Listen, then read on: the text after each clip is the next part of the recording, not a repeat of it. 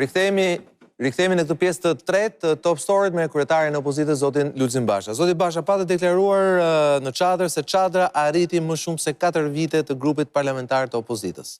Në fakt, kjo vërtetua me atë çfarë i bët grupit opozitar të opozitës. Por realisht çfarë arriti Çadra?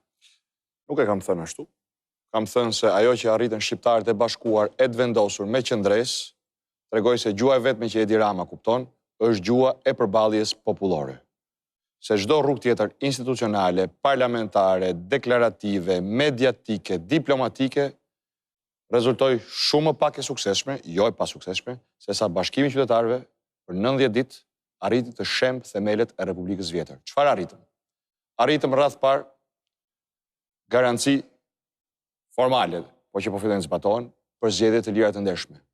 Me 7 antarë në kabinetin qeveritar, të gjithë ministrat teknik, me 1 mandat, të zbatojnë një kod penal që çon prapa hekurave për të paktën 1 vit, këdo që merr një kartë identiteti për qëllime elektorale, që shpërndan para, apo ushqime, apo të tjera të mira materiale për të blerë votën, që premton në këmbim të votës. Pra ne kemi vënë garancit më të forta në ligj dhe kemi një instrument, pothuajse gjysmën e qeverisë, për të garantuar zbatimin e këtyre dispozitave ligjore që do të godasin rrept dhe fort fenomenet e shëmtuara të shitblerjes votës dhe të përdorimit të administratës. Sa po ka filluar puna?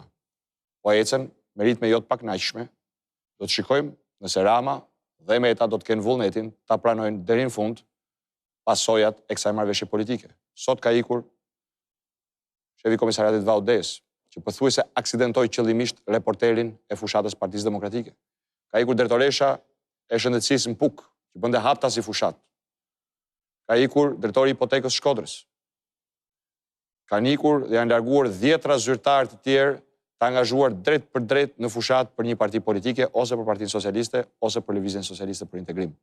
Dhe këto janë mesazhe të qarta, gjëra të pamendueshme, nëse Çadra e Lirisë nuk do të kishte qëndruar e bashkuar për t'i ofruar shqiptarëve një garanci minimale, sigurisht jo garancin absolute që ne kërkonim largimin e vet Edi Ramës, por një garanci minimale që sot, sidoqoftë, përbën një bazë të shëndetshme dhe ka rritur besimin e shqiptarëve në zgjedhjet e lira të ndershme me datë 25 qershor. Së dyti, marrëveshja parashikon fundin e Republikës Vjetër.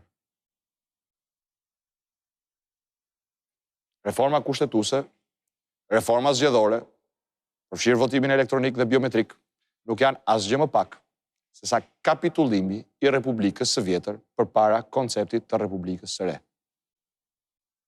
Me reformën kushtetuese, ne do t'i japim fund një herë e përgjithmonë pazarit politik që është luajtur në kurriz të qytetarëve shqiptar, rëndom në këto 25 vite, e në veçanti në 4 vitet e fundit, kur dhe vetë palët e quajnë qeverisje një tepsi të ndarë mes tyre.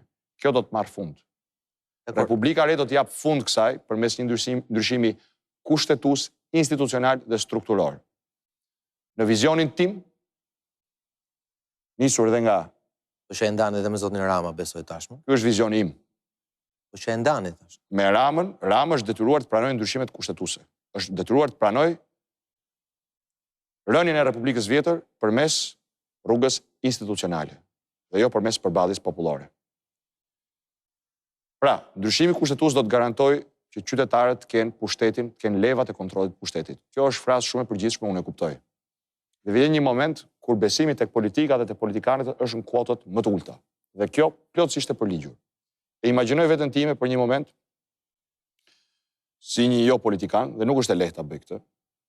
Dhe e kuptoj se jo vetëm besim që nuk ka, por duhet të ketë neveri në një klasë politike që ndryshe flet, ndryshe premton fushat, sa futet në zyra e ka mendjen te emërimet, te koncesionet, te tendrat, te përfitimet, te pushteti, tek tekat dhe qefet e veta. Nëse kështu mendojnë edhe për ju pasi dolët nga Çadra.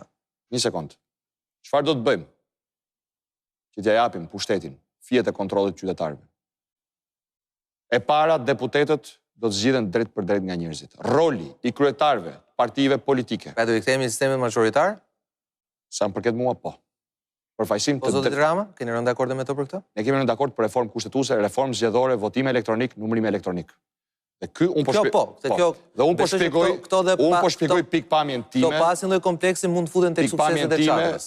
po para se të flas për sistemin Por zgjedhor, sistemi zgjedhor. para se të flas për sistemin zgjedhor, leo të them që një kusht i patekalueshëm i reformës kushtetuese do të jetë vendosja në kushtetut e parimit recall. Ti e di fare mirë se çfarë do të thotë recall, është si mund ta përkthejmë shqip, t'ja themi shqiptarëve, thritja mbrapsht e të zgjedhurit. Pra në rast se Qofse një zgjedhur abuzon me pushtetin, qytetarët nuk kanë pse të presin zgjedhjet e ardhshme për ta shkarkuar. Aplikohet sot në demokracinë më të avancuar dhe të fuqishme të botës, në Shtetet e Bashkuara të Amerikës. Kujtojmë që në Kaliforni do ndasha me ju, misisht do thoja sistemi më perfekt është ai në Angli apo jo? E kam fjalën për recall. E kam fjalën për recall, po flasim për recall. Bëre premtime, s'mbajte premtimet, nuk shkon në zonë, nuk takon njerëzit, nuk përfaqëson njerëzit, po përfaqëson filan biznesmen apo filan trafikant. Apo jo thjesht kukull në duart e kryetarit të partisë, njerëzit, qytetarët do kenë të drejtën që akoma pa të mbaruar mandati të shkarkojnë e të zgjedhin dikë tjetër. Dhe kjo do jetë në kushtetut. Është vullneti im. Po ky është super lajm. Pra nëse ju bashkë me zotin Rama keni rënë dakord që të jetë recall, okay, pra Jo, më fal një sekond. Mos jep rivënia dyshimëndaj. Majoritari do të jetë diçka që nuk ta dash. Ky është koncepti i Republikës së Re, ky është koncepti im. Edi Rama deri tani ka pranuar reformën kushtetuese, pra ka pranuar që themelet e Republikës Vjetër do të bien dhe mbi to do të ngremë Republikën e Re. Kjo që unë po shtjelloj sot është produkt i çadrës lirisë, i përsjatjeve me njerëzit, me intelektualët, me konstitucionalistët për të gjetur modelin ku shqiptarët ta kenë dorë, dhe jo më politikanët. Dhe nuk mund shpiki model, nuk mund bëjmë eksperiment, po kemi parë modelin më të avancuar në këtë drejtim, dhe modeli më i avancuar, po ta shikoni, është modeli recall. Ku fati i politikanit, karriera e politikanit, do të lidhet vetëm me vullnetin e njerëzve që përfaqëson. Po kjo do të kishte sens, do të ishte sistemi majoritar i pasur. Po me diskutojmë sistemi, unë jam për majoritar. Po themi diçka më të rëndësishme se sistemi. Po themi që fijet nuk do t'i tërheqin më as kryetarët e partive, as oligarkët, as kriminalët, fijet do t'i kenë dorë njerëzit. Nuk jeni të kënaqur me këtë parlamentar, rregullat në kushtetut do të bëjnë të mundur që ju ta shkarkoni pa mbaruar mandatin. Procedurat janë të qarta. Doktrina e recall në Amerikë është e qartë. Ka vende ku 15% apo 25% e zgjedhësve vënë lëvizje mekanizmin dhe sigurisht duhet mbi 50% e atyre që votojnë të votojnë kundër dhe në atë moment deputeti apo zyrtari është i shkarkuar dhe vullneti im, e nisa do ta them, është që kjo të zbatohet edhe për kryeministrin e vendit. Jo impeachment, jo të bëj vepër penale etnisetimi, por recall. Premtove 300.000 vende pune. Dhe çove 200.000 veta në fal një sekond. Se kjo bie koncepti tradicional i zgjedhjeve. Pse është djeg sot shqiptari? Pse janë djeg shqiptarët sot? Se duruan 4 vjet një kryeministër dhe një qeveri që tjetër premtoi dhe shkoi në drejtimin komplet kundërt. Premtoi uljen e taksave për 97% shqiptarëve, të gjithë shqiptarët paguajnë taksa më të larta. Premtoi uljen e çmimit të energjisë, 75% e shqiptarëve e paguajnë energjinë më shtrenjtë. Premtoi shëndetësi falas, jo që s'është falas, jo që ka kushtuar më shumë parat shqiptarëve se 4 vite më parë, por sot është në ditën e saj më të zezë. Premtoi reformë në arsimin e lartë, ju mbylli dyert të universiteteve studentëve. Mund t'i marrin me radhë të gjitha këto. Premtoi rende siguri, e mbushi Shqipërinë me drogë, institucionet me kriminal. Ky sistem, shumë veta tani do të thonë. Ky ndryshim kushtetues, zoti Basha pas kaq ditësh foli sërish për drogën. Jo, kanë folë ditë për ditë. Ata që e thonë këtë se kanë mendjen. Kanë mendjen tek kafe, tek thashë themet, merri se i kanë Facebook gjitha. Janë të gjitha pjesë e fake news edhe imagjinatës atyre që nuk me përtypin dot planin që kishin bërë për të kap vendin që në parlament ata ose shokët e tyre. Tani të kthehemi tek çështja. Pra, o shqiptar, po unë vi dhe premtoj të gjitha këto, dhe pastaj bie me shkelm se theme mora mandatin për 4 vite. Si është kjo punë? Domethënë në kontratë, ne lidhim kontratë bashkë. Unë e shkel ti pret 4 vite që të mas zgjidhësh kontratën? Jo. Se kur e shkel kontratën me Çezin, me Osheen, ti brenda muajit paguan gjobën, të çkyçin edhe nga rrjeti apo jo. Ta heqin energjinë. Është kështu apo jo, Sokol? Kështu është apo jo? Dhe kështu duhet të jetë. Po kështu duhet të jetë. Po kryeministri merr mandatin për 300.000 vende pune, çon 200 apo 300.000 shqiptarë në azil, Dhe pastaj kalon 4 vite me barsaleta, me batuta, me qitjane, me ekspozita, me ndeshje futbolli, me ndeshje basketbolli. Me 400 milion euro për rilindje urbane. Në një vend ku numri i njerëzve në mjerim total u dyfishuan për këto 4 vite. Ku nuk u rritin pensionet, ku rrogat ran, e thot Instati sot, nuk e thot opozita, e thot Instati ran rrogat. Pse? 400 milion euro. Instati, Banka Botërore, Fondi Monetar Ndërkombëtar, Banka e Shqipërisë thonë që sot është rritja 3.4%. Jo, zotri, jo. E ke shumë gabim.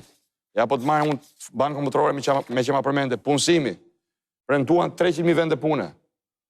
Dhe thonë sot, arritëm, punësojmë 183.000 shqiptarë. Çfarë thot Banka Botërore? Në rajonin e Ballkanit perëndimor, më falë, se punësimi është shumë i rëndësishëm për shqiptarët. Jo qitjanë, as stradat. Për të gjithë. Në raporti Bankës Botërore njoftoi para një muaji se në Ballkanin perëndimor në 2016 janë gjithsej 5.8 milion punësuar, nga cilët 300.000 më shumë se në vitin 2010 në gjithë Ballkanin perëndimor. Dhe pastaj thot, por asnjë nga këto 300.000 vende shtesë pune nuk rezulton të jetë krijuar në Shqipëri. Kjo është Banka Botërore. Pra ju thoni që Shqipëria... Kjo është Banka Botërore. Kjo i nxjerr palarët në shesh. Dhe po të shikosh ka një sforcim të Edi Ramës në këto zgjedhje, të flasë për gjithë shka. Merret me elefant, me zebra, merret me grupin parlamentar, me grupin tim parlamentar, normalisht dhe duhet merret. Është grupi parlamentar që do ta mund në këto zgjedhje, është grupi fitores. Por nuk merret me ekonominë, s'merret me punësimin, s'merret me shëndetësinë, asnjë fjalë nuk i del nga goja. Dhe unë kam 5 ditë që ftojnë debat. Dhe duhet aftoj edhe nga studio jote. Nuk ndihet komod ta bëj debatin në sheshin e Flamurit ku është deputet. Nuk ndihet komod ta bëj debatin në Shkodër. Ta bëj këtu në Top Channel, se e ka pas si shpinë e vet, edhe kur ka qenë në opozitë dhe tani në qeveri. Hajde ta bëjmë këtu debatin e parë, Edi Rama. Këtu japim shqiptarëve debatin që meritojnë. Bilancin tënd, bilancin tim. Programin tënd, programin tim. Shqiptarët e meritojnë këtë? Apo nuk e meritojnë? E meritojnë. E meritojnë. Da i pëthirje, mos ki frik, eja të bësh debatin, po ja them dhe nga nga praktike, sepse da i ka përvojë politike, nuk e shtyn dot, s'ke për ta shtyr dot 3 javë gjysmë me estradë. Dhe me teatr kukullash, bëhet qesharake. Eja bëj bilanci. Eja tregoj ju shqiptarëve ku i ke 300.000 vendet e punës. Ku i ke shëndetësinë falas? Ku i ke taksat e ulura? Ku i ke çmimet e ulura? Ku i ke rrogat e rritura? Ku i ke investimet që japën vende pune? E di çfarë ke apo jo? Ke 400 milion euro rilindje urbane. Palma, pllaka, shatërvane. Dhe sot thoshte... Po këto nuk ose nuk i duan Shqipëri. Po si nuk i duan, po unë i pari i duan. Më pëlqen Palma është nga pemët më të bukura për mua. Po a mund pranoj unë si kryeministër? Palm 600-900 euro palmën, apo 400 euro, apo 500 euro, të thara si që janë sot, po dhe të pathara, kur me ato para mund mbash një familje me ndihmë ekonomike për gjithë vitin, dhe ajo familje nuk e merr ndihmën ekonomike, dhe shkon në azil, ose flen poshtë ulave Tiranës, i ke parë apo jo? A mund pranoj unë pllaka shatërvane 400 milion euro, kur pensionistët shqiptarë sot e kanë fuqinë blerëse 10% më pak se para 4 vitesh, do thot blen 10% më pak se para 4 vitesh? A mund pranoj 470 milion euro koncesione, kur shëndetësia është në kolaps total? A mund pranoj 250 milion euro me 7.701 tendera në 4 vite? Rekonstruksione godinash, lyerje, blerje kompjuteresh, bileta, makina, karburant, ku rrogat e shqiptarëve për herë të parë që nga 92-shi, sipas Instatit, Kol Balla, kanë pësuar rënje. Po si mund pranosh që ekonomia të bin grop e ti tikzosh pllakave dhe palmave? Po mirë atëre, këto shifrat 3.4% rritjes ekonomike. Po lëri mërë se kim... Po janë të konfirmuara, nga Fondi Monetar Ndërkombëtar, nga Banka Botërore, nga Banka e Shqipërisë, edhe nga Instati. Nuk ka rritje ekonomike reale për shqiptarët. Edi Rama e pranon këtë. E keni dëgjuar ku thot ekonomia është rritur, shqiptarët nuk e kuptojnë. E di pse? Se kjo rritje ekonomike është në duart e këtyre që kanë këto para, të koncesionarëve që kanë marrë këto lekët, të atyre 12 shokëve të Edi Ramës që kanë marrë këto tenderat. Atëherë pse pranove ta mbash Edi Ramën kryeminist? Farbe një sekond. Ku që nga kaq. Po të ishte në dorën time kishte ikur ai, po tani është në dorë të shqiptarëve dhe do iki me votën e shqiptarëve. Ju tha pra që ishte në dorë Çadrës. Po jo. Po të ishte në dorën time dhe të Çadrës do kishte ikur.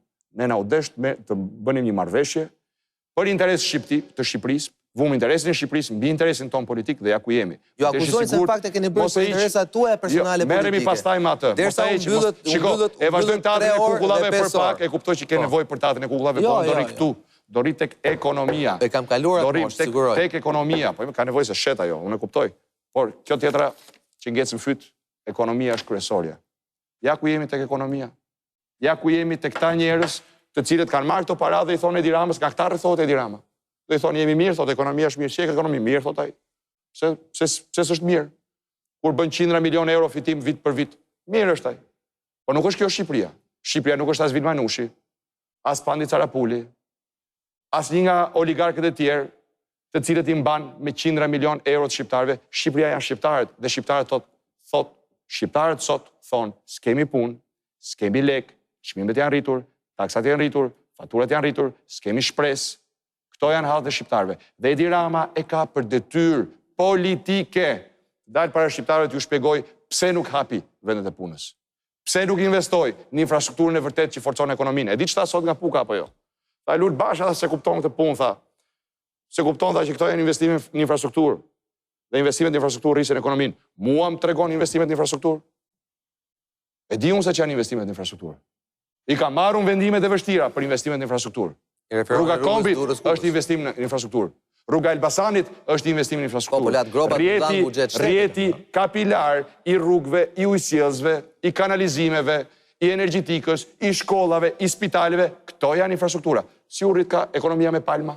Ma shpjegoti, palma është e bukur, palma bën hije. Nëse këtu janë dy filozofi të ndryshme. Jo, nuk janë dy filozofi të ndryshme. Filozofit e jo, pjatës. s'është e majt kjo. Kjo është filozofia e fasadës. Ta themu çfarë është filozofia majt dhe do ta duar Torkisja, sigurisht nuk do isha 100% dakord. Qeverisja juaj e Koli të lutem më lejo ta mbaroj. E di çfarë do të ishte e majt, nuk është e vërtet, nuk është e vërtet, do kthehemi aty, i kam shifra këtu.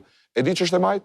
E majt është thuash, unë do t'i marr gjithë pasurve 25, 40% taksa dhe do ta 3 fishoj ndihmën ekonomike. Do 2 fishoj pensionet. Do 5 fishoj buxhetin e arsimit. Do 10 fishoj kujdesin shëndetësor. I bëri këto Edi Rama? Jo. Përkundrazi, koncesionarët më të pasurit e Shqipërisë kanë përfituar nga masa lehtësuese, ndërsa më të varfrit, më të pamundurit e kanë hëngur kërbaçin mbi kurriz. Për ata u rrit çmimi i energjisë. Për ata shkoi çmimi i energjisë nga 7 në 9 lekë. Pse shkoi çmimi i energjisë nga 7 në 9 lekë? Kolballa, mund ma thuash ti mua? Megjithëse ma thot dot Edi Rama, ta them unë. Mund përdor vetëm argumentin e zotit Rama. Jo, ta them unë sepse. Sepse i fali 650 deri në 800 milionë euro faturat njohura Çezit në një pazar të pisët, ku është i përfshirë drejt për drejt Damian Gjiknuri dhe vetë Edi Rama, dhe po bëjnë gjithçka për t'i shpëtuar një drejtësie të pavarur dhe një hetimi të plot kësaj çështje. I fali këto lek Çezit dhe prandaj për të xherë lekët gropën e Çezit, që i ndau me Çezin, i fali dhe i ndau me Çezin, sot shqiptarët më të varfër paguajnë këtë çmim energjie. Nxjerr faturën time dhe thot Lut Basha ty të shtul çmimin e energjisë. Po më shtul më. Unë jam këtu më të varfrit. Edhe ty të shtul. Ne që konsumojmë më shumë, që kemi të ardhurat më të larta, ne paradoksalisht e paguajmë energjinë më lirë se sa ata që s'kan bukë për të ngrënë. E kupton paradoksin që ti thuat i është i maj ky? Domethënë fasho deri në 300, mbi 300 fillon e ulet çmimi. Ai që ka fuqi të konsumojë më shumë e paguon më pak. Ky që s'ka fuqi, kokës. Dhe ju ç'do bëni për këtë? Të gjithë familjet në ndihmë ekonomike do të kenë 300 kW-in e parë të paguar nga buxheti i shtetit, që do të thotë kur të jap ndihmën ekonomike me një dorë, nuk do ja marr me dorën tjetër me faturën e energjisë. Më shiko, se ke kota kontrollosh atë. Kur t'ja jap ndihmën ekonomike me një dorë, që do të rritet, nuk do t'ja marr me dorën tjetër për faturën e energjisë. Fatura e energjisë dhe fatura e ujit për konsum familjar do të paguhet nga buxheti i shtetit. Ndërsa për pjesën tjetër të popullsisë që nuk është ndihmë ekonomike, por që i përket kësaj shtrese me pamundësi ekonomike, unë do të rikthej fashon mbrojtëse. Energjia elektrike nuk do të përdoret si një mundësi për të mbushur gropat buxhetore dhe aferat e korruptuara të shtetit dhe të shtetarëve, por do të përdoret nga njëra anë si një lehtësim për shtresat në nevojë, për një të nesërme të sigurt për ta, dhe nga ana tjetër si një mall që përcakton strukturën e kostos dhe çmimit në ekonominë shqiptare, ta them më lehtë, sa më e lirë energjia, aq më i fuqishëm prodhimi shqiptar, aq më të fuqishme kompanitë shqiptare, aq më shumë mund të shesin, aq më shumë mund të eksportojnë, aq më shumë të ardhura mund të gjenerojnë, që do të thotë më shumë vende pune, më shumë investime kapitale, absolutisht Shqipëria, në drejtimin tim, brenda 6 muajve të parë do të ketë çmimin e energjisë më të lirë në rajon dhe çmimin e hidrokarbureve më të lirë në rajon. Publicitet, dhe rikthehemi në pjesën e fundit me zotin Basha, kryetarin e Partisë Demokratike. Rikthehemi pas pak.